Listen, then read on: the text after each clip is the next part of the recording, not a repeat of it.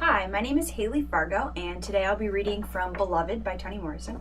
And this book is challenged because of some of its content, and I think it's a great book, and I read it for an English class and learned a lot about Morrison, and I think that it's a book that definitely should not be banned. So I'm going to read a section where we see Setha's point of view, talking about when she killed her children. So here it goes. Setha knew that the circle she was making around the room, him, the subject, would remain one. That she could never close in, pin it down for anybody who had to ask. If they didn't get it right off, she could never explain. Because the truth was simple, not a long, drawn-out record of flowered shifts, tree cages, selfishness, ankle ropes, and wells. Simple. She was squatting in the garden, and when she saw them coming and recognized schoolteacher's hat, she heard wings. Little hummingbirds stuck their needle beaks right through her headcloth into her hair and beat their wings. And if she thought of anything, it was no. No, no, no, no, no, no, no. Simple. She just flew. Collected every bit of life she had made, all the parts of her that were precious and fine and beautiful, and carried, pushed, dragged them through the veil, out, away, over there where no one could hurt them, over there. Outside this place, where they would be safe. And the hummingbird wings beat on.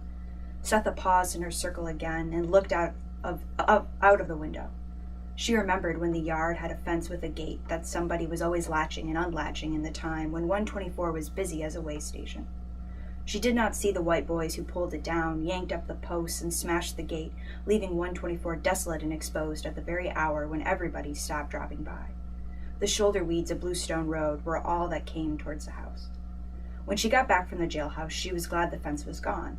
That's where they had hitched their horses, where she saw, floating above the railing as she squatted in the garden, schoolteacher's hat. By the time she faced him, looked him dead in the eye, she had something in her arms that stopped him in his tracks. He took a backward step with each jump of the baby heart until finally there were none. I stopped him, she said, staring at the place where the fence used to be. I took and put my babies where they'd be safe.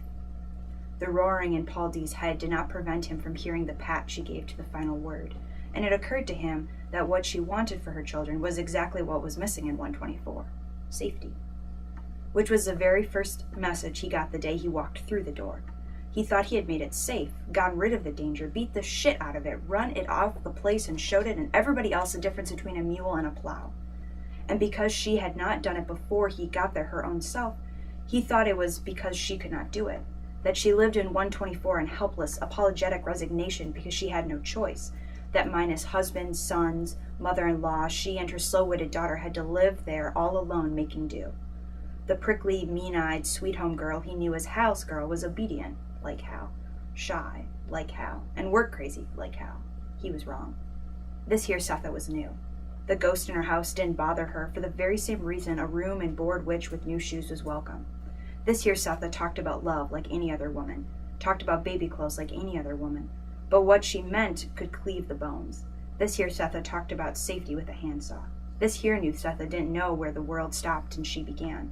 Suddenly he saw what Stampede wanted him to see. More important than what Setha had done was what she claimed. It scared him. "Your love is too thick," he said.